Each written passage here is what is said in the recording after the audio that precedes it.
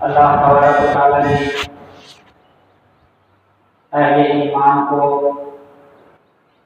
والوں کو سال میں دو موقع خوشی کے عطا فرمائے ہیں، ایک عید الفطر اور دوسرا عید الاضحیٰ بقرعید۔ اللہ تبارک و تعالیٰ نے مسلمانوں کو ان دو موقعوں پر خوشی کا اظہار کرنے کا حکم دیا ہے اور اللہ کے حضور سجدہ کر کے اور دوبارہ نماز ادا کر کے شکر ادا کرنے کا حکم عطا فرمایا ہے۔ بزرگان محترم، میں اس خوشی اور مسرت کے موقع پر سب سے پہلے اپنی جانب سے اور مسجد کمیٹی صدر، سیکرٹری اور اراکین کی جانب سے آپ تمام کو عید الاضحیٰ کی مبارکبادی پیش کرتا ہوں۔ بزرگان محترم، عید الاضحیٰ یہ شعائر اسلام میں سے ہے اور قربانی کا عمل یہ بھی شعائر اسلام میں سے ہے۔ قربانی جو ہم اور آپ کرتے ہیں اور ہر سرائے نصاب پر ضروری قرار دیا گیا ہے، قربانی یہ قرب سے مشتق ہے۔ قرب کے معنی آتے ہیں قریب ہونے کے، تو بندہ قربانی کے ذریعے سے اللہ سے قرب حاصل کرتا ہے اور خصوصی تعلق اس کا اللہ سے پیدا ہوتا ہے۔ اور یہ قربانی کا تصور ہر مذہب میں اور ہر دین میں موجود ہے، اگرچہ اس کے طریقے الگ الگ ہیں۔ مذہب اسلام نے مسلمانوں کو جو قربانی کا حکم دیا ہے وہ ایک جانور کو ذبح کرنے کا حکم دیا ہے، اور اس کی ایک لمبی تاریخ ہے کہ کیسے وجود میں آیا یہ حکم۔ اور آپ ہمیشہ سنتے ہیں کہ حضرت ابراہیم علیہ السلام اور آپ کے فرزند ارجمن اور قابل فرزند کی قربانی کی بنیاد پر اور ان کے جذبہ اطاعت کی بنیاد پر اللہ تبارک و تعالیٰ نے اس قربانی کے عمل کو امت محمدیہ پر واجب قرار دیا ہے۔ ان کا وہ جذبہ اور ان کا وہ اللہ کے حکم کے سامنے اپنے آپ کو نچھاور کرنا، یہ چیز اللہ کو اتنی پسند آئی اور اتنی یہ ادا پسند آئی کہ اللہ تبارک و تعالیٰ نے ان دونوں کے اس عمل کو قیامت تک زندہ رکھنا چاہا اور اس کے لیے قیامت تک رہنے والی امت محمدیہ کو وہ عمل بطور تحفہ عطا فرمایا۔ اس قربانی کے ذریعے سے انسان کو یہ تعلیم دی جا رہی ہے کہ اس جانور کو قربان کرنے کے پیچھے تمہارا جذبہ یہ ہے کہ آج میں اس جانور کو اللہ کے حکم پر قربان کر رہا ہوں، اس جاندار کو اور اس معصوم کو قربان کر رہا ہوں، لیکن کل کو اگر اللہ کا حکم میرے سامنے آ جائے تو میں ہر چیز کی قربانی دے سکتا ہوں، اپنے مال کی قربانی، اپنی جان کی قربانی، اپنے جذبات کی قربانی، ہر طرح کی قربانی کا ایک جذبہ پیدا ہو جائے ایمان والوں میں۔ اس کے لیے اللہ تعالیٰ نے سال میں ایک مرتبہ اس ظاہری طور پر قربانی کا حکم دیا ہے۔ تو اس قربانی کو دیتے دیتے اگر انسان کے اندر یہ جذبہ پیدا نہیں ہو رہا ہے کہ میں اللہ کے حکم کے آگے ہر چیز کو قربان کر سکتا ہوں، تو پھر اس قربانی کا مقصد حاصل نہیں ہوگا۔ اس قربانی کا مقصد تو اس وقت حاصل ہوگا جبکہ اس قربانی کو دیتے دیتے انسان کے اندر یہ جذبہ پیدا ہو جائے اور اللہ کے ہر حکم کے آگے اپنے جذبات کو قربان کرنے کا ایک بلبلہ اور جوش اور جذبہ اس کے اندر پیدا ہو جائے تو یہ حقیقی قربانی کا مقصد اس کا حاصل ہو جائے گا۔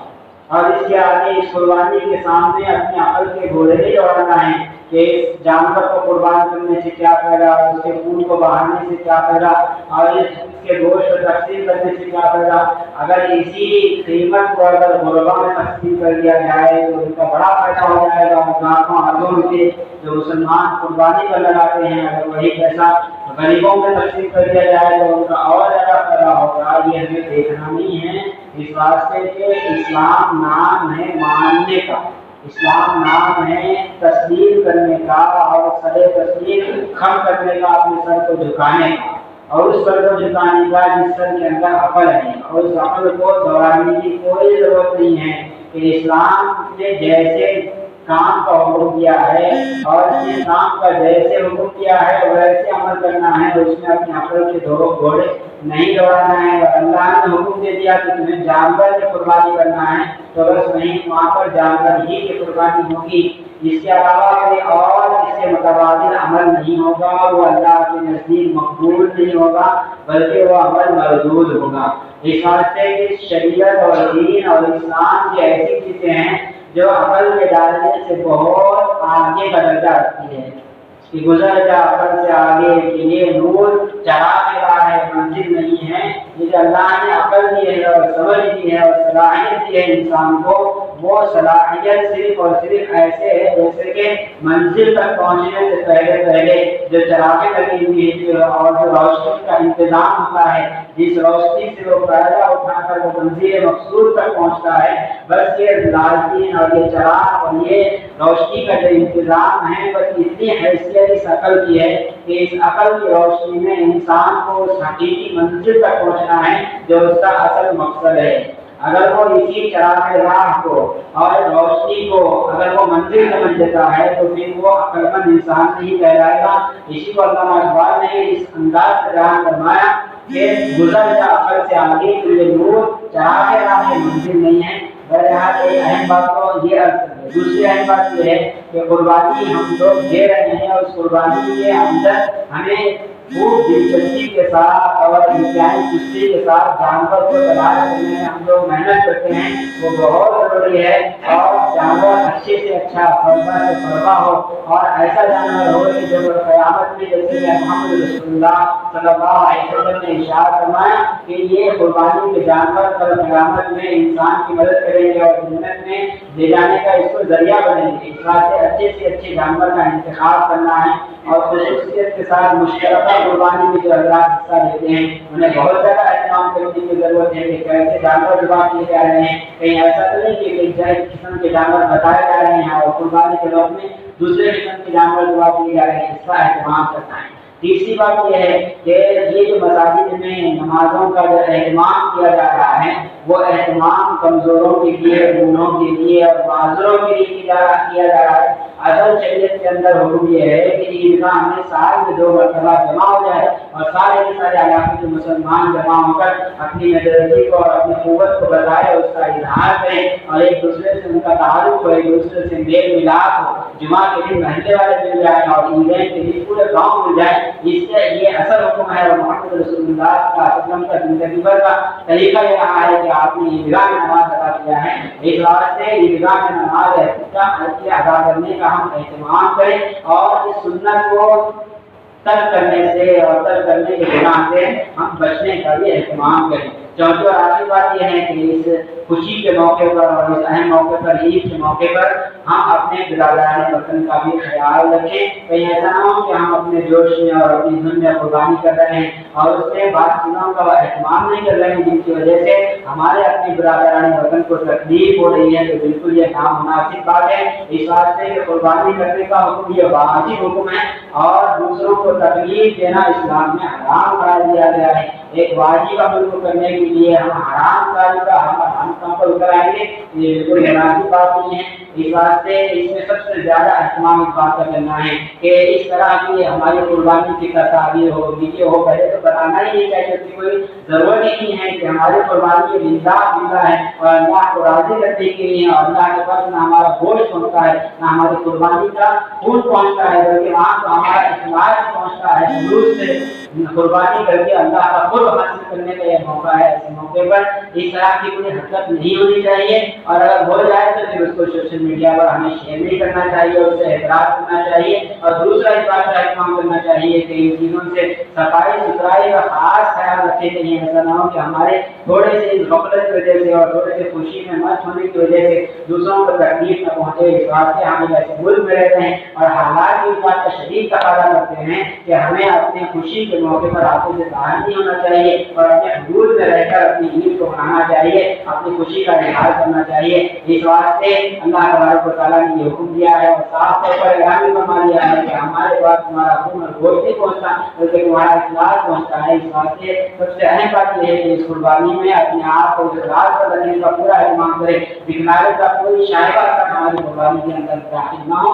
اس واسطے ان چیزوں کا ہم اہتمام کریں۔ یہ چند ضروری باتیں تھی جو آپ کے سامنے عرض کی گئی۔ اب یہ نماز پڑھنے کا وقت ہو چکا ہے اور یہ وقت دیا گیا تھا، اب میں مختصر سا نماز کا طریقہ عرض کروں گا، کیونکہ یہ نماز ہمیں 2 سال میں 2 مرتبہ ادا کرنی ہوتی ہے۔ اس واسطے اس کے طریقے میں تھوڑا سا ضرور اور تھوڑا سا بھول ہو جا سکتی ہے، اس واسطے غور سے اس کے ہر طریقے کو سنیں۔ سب سے پہلے طریقہ یہ ہے کہ اس کی ہم نیت کریں کہ میں 2 رکعت عید-ال-اضحیٰ کی واجب نماز پڑھتا ہوں۔ عید-ال-اضحیٰ نہیں کہہ سکے تو بقرعید کی نماز واجب نماز پڑھتا ہوں، زائد 6 تکبیروں کے اضافے کے ساتھ میں یہ نماز پڑھتا ہوں تابع اس امام کے اور منہ میرا کعبہ شریف کی طرف۔ بس یہ مختصر سی اپنے دل میں صرف نیت کر لے، زبان سے کہنا ضروری نہیں ہے کہ میں اس امام کے پیچھے بقرعید کی نماز 6 زائد تکبیروں کے واجب نماز پڑھتا ہوں۔ اس کے بعد امام صاحب تکبیر تحریمہ کہیں گے، آپ کی زبان سے اللہ اکبر کہہ کر ہاتھ باندھ دیں گے۔ ہاتھ باندھنے کے بعد سب کو ثنا پڑھنا ہے۔ ثنا پڑھنے کے بعد امام صاحب قرات شروع کرنے سے پہلے پھر اللہ اکبر کہیں گے، ہاتھ تھاموں کر آپ کو بھی اللہ اکبر کہتے ہوئے ہاتھ اٹھانا ہے اور چھوڑ دینا۔ پھر دوسری مرتبہ اللہ اکبر کہیں گے، پھر آپ کو بھی اللہ اکبر کہتے ہوئے ہاتھ اٹھا کر چھوڑ دینا ہے۔ تیسری مرتبہ اللہ اکبر کہیں تو ہاتھ اٹھا کر باندھ دیں۔ پھر اس کے بعد امام صاحب سورہ پڑھیں گے، دم سورہ پڑھیں گے اور پھر رکوع ہوگا، سجدہ ہوگا اور پھر دوسری رکعت شروع ہو جائے گی اور دوسری رکعت میں یہ قرات ہوگی، دم سورہ ہوگا۔ اس کے بعد رکوع میں جانے سے پہلے پھر 3 تکبیریں کہنا ہے، اللہ اکبر کہہ کر ہاتھ چھوڑ دینا ہے، پھر دوسری مرتبہ اللہ اکبر کہہ کر ہاتھ چھوڑ دینا ہے، تیسری مرتبہ اللہ اکبر کہہ کر ہاتھ چھوڑ دینا ہے۔ یہ 3 زائد تکبیریں ہوں گے، پھر اللہ اکبر کہتے ہوئے ہاتھ اٹھائے بغیر رکوع میں چلے جانا ہے۔ اس کے بعد رکوع ہوگا، سجدہ ہوگا اور پھر تحیات وغیرہ ہوگی، نماز اس طرح سے مکمل ہوگی۔ اس طرح سے ہمیں نماز کو ادا کرنا ہے۔ اللہ سے دعا ہے کہ اللہ ہم کو توفیق عطا فرمائے۔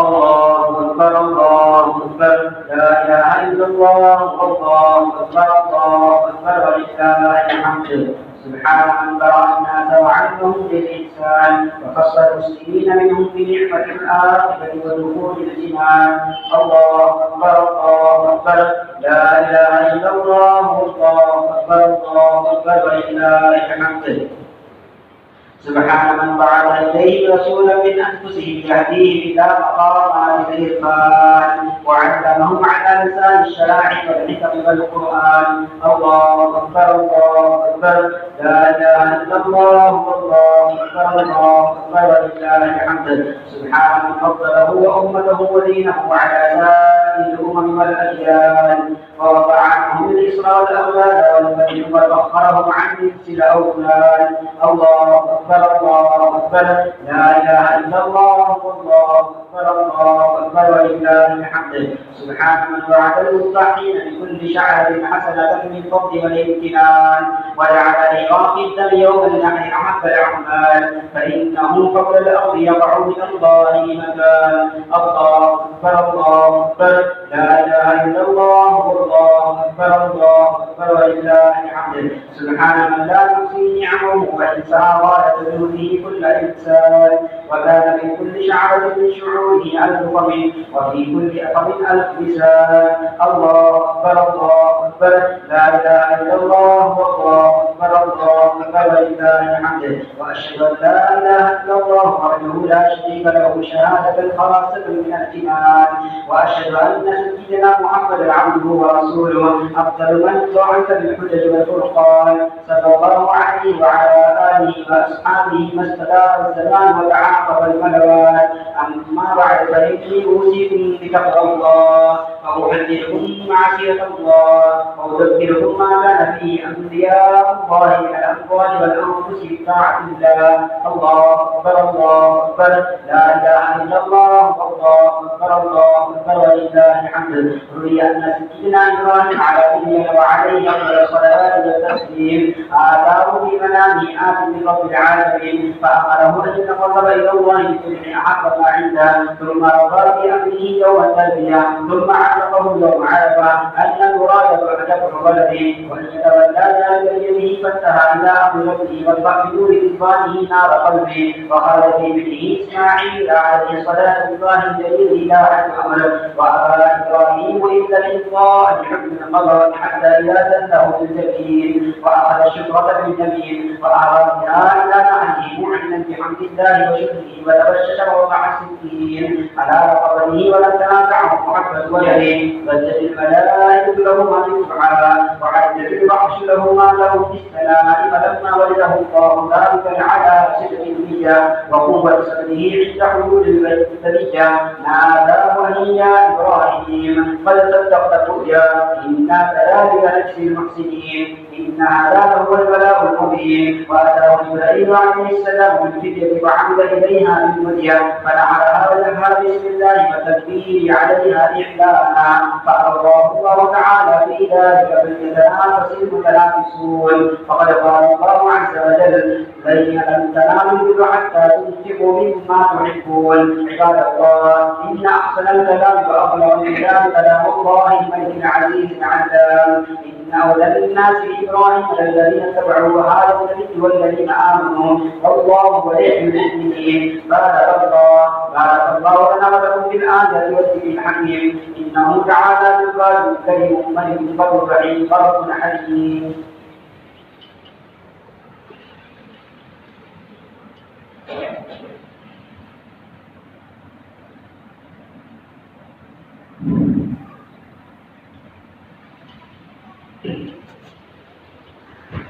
الحمد لله نحمده ونستعينه ونستغفره ونؤمن به ونتوكل عليه ونعوذ بالله من شرور انفسنا ومن سيئات اعمالنا. من يهده الله فلا مضل له ومن يضلل فلا هادي له، ونشهد ان لا اله الا الله وحده لا شريك له، ونشهد ان سيدنا محمدا عبده ورسوله. اعوذ بالله من الشيطان الرجيم.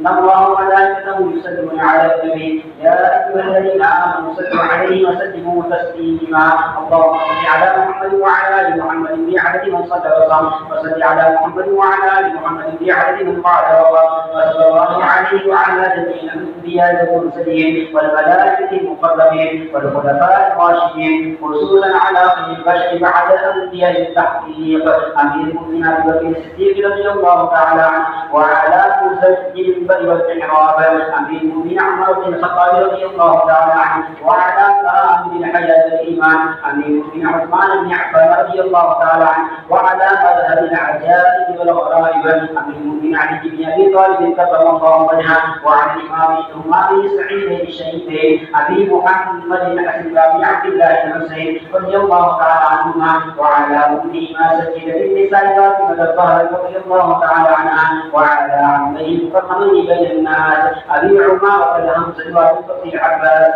رضي الله تعالى عنهما، وعلى سيدة الباقية من العشرة المبشرة وسائر المهاجرين والأنصار والتابعين الأبرار الأخيار إلى يوم القرار رضوان الله تعالى عليهم أجمعين. اللهم اغفر للمؤمنين والمؤمنات والمسلمين والمسلمات الأحياء منهم والأموات إنك سميع قريب مجيب الدعوات. اللهم انصر من نصر دين محمد صلى الله عليه وسلم واجعلنا منهم، واخذل من قبل دين محمد صلى الله عليه وسلم ولا تجعلنا منهم. عباد الله رحمكم الله، إن الله يأمر بالعدل والإحسان وإيتاء ذي القربى وينهى عن الفحشاء والمنكر والبغي يعظكم لعلكم تذكرون. واذكروا الله يذكركم وادعوه يستجب لكم، ولذكر الله تعالى أعلى وأعلى وأحسن وأجوابكم وأمن أكبر والله يعلم ما تصنعون.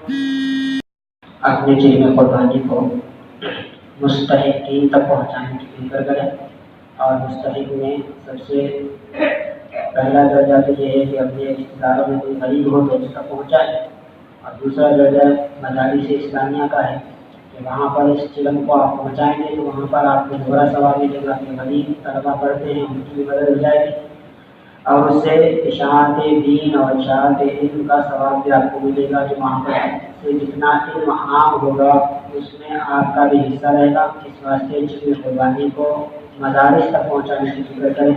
मदारिस में से مدرسہ اسلامیہ امین العلوم مدرسہ ہے جو قریشی مسجد میں اور عمر فاروق مسجد میں گزشتہ 4 سال سے چل رہا ہے، جو زکوٰۃ اور جن قربانی کے ذریعے سے چلایا جاتا ہے، اور تقریباً 6 لاکھ کا سالانہ اس کا خرچ ہے۔ لہٰذا تمام سے گزارش ہے کہ اس مدرسے کا بھرپور تعاون فرمائیں۔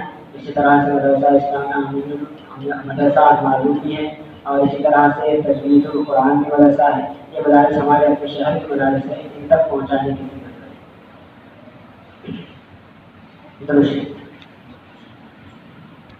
الحمد لله رب العالمين، اللهم صل على محمد وعلى آل محمد وبارك وسلم. ربنا ظلمنا أنفسنا وإن لم تغفر لنا وترحمنا لنكونن من الخاسرين. ربنا آتنا في الدنيا حسنة وفي الآخرة حسنة وقنا عذاب النار. ربنا لا تزغ قلوبنا بعد إذ هديتنا وهب لنا من لدنك رحمة إنك أنت الوهاب. اللهم أعنا على ذكرك وشكرك وحسن عبادتك. اللهم إنا نسألك الهدى والتقى والعفاف والغنى. اللهم إنا نسألك علما نافعا وعملا متقبلا ورزقا حلالا طيبا وشفاء من كل داء. لا إله إلا الله الحكيم الكريم. سبحان الله رب العرش العظيم. نسألك موجبات رحمتك وعزائم مغفرتك والغنيمة من كل بر والسلامة من كل إثم. لا تدع لنا ذنبا إلا غفرته ولا هما إلا فرجته ولا دينا إلا قضيته ولا حاجة من حوائج الدنيا والآخرة وهي لك إلا قضيتها ويسرتها يا أرحم الراحمين يا أكرم الأكرمين يا حي يا قيوم يا حي يا قيوم. برحمتك أستغيث أصلح لنا شأننا كله ولا تكلنا إلى أنفسنا طرفة عين. اللهم إنا نسألك علما نافعا وعملا متقبلا ورزقا حلالا طيبا وشفاء من كل داء. اے اللہ ہمارے خطاؤں کو گناہوں کو معاف فرما. اے اللہ صغیرہ کبیرہ تمام گناہوں کو معاف فرما. اے اللہ اس عید کے خوشی کے موقع پر ہم سب کے گناہوں کو معاف فرما. اے اللہ پاک صاف ہو کر اے اللہ گھروں کو لوٹنے کی توفیق نصیب فرما. اے اللہ اپنے فضل سے کرم سے مغفرت کے فیصلے فرما. اے اللہ بہت سارے گناہ ہو گئے ہیں، اے اللہ ہم سب کا اقرار کرتے ہیں. اے اللہ ہم اقراری مجرم ہیں. اے اللہ اپنے فضل سے کرم سے ہمارے گناہوں کو معاف فرما. اے اللہ آپ کو کوئی روکنے والا نہیں ہے، روکنے والا نہیں ہے. اے اللہ آپ جس کو چاہیں معاف فرما سکتے ہیں. اے اللہ ہم سب کے لیے معافی کا پروانہ جاری فرما. اے اللہ ہماری قربانی کو قبول فرما. اے اللہ ہماری دعوتوں کو قبول فرما. اے اللہ اس عشرے کو خوب اہتمام سے گزارنا تھا.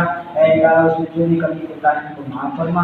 اے اللہ جتنا جو کچھ ہو سکا ہے، جس سے ہو سکا ہے اس کو قبول فرما. اے اللہ خوب عمل کی توفیق نصیب فرما. اے اللہ ہمارے اعمال میں اخلاص کو ڈال دے. اے اللہ ہر عمل آپ کو خوش کرنے کے لیے کرنے کی توفیق نصیب فرما. اے اللہ دکھاوے نام و نمود کے جذبات سے ہماری حفاظت فرما.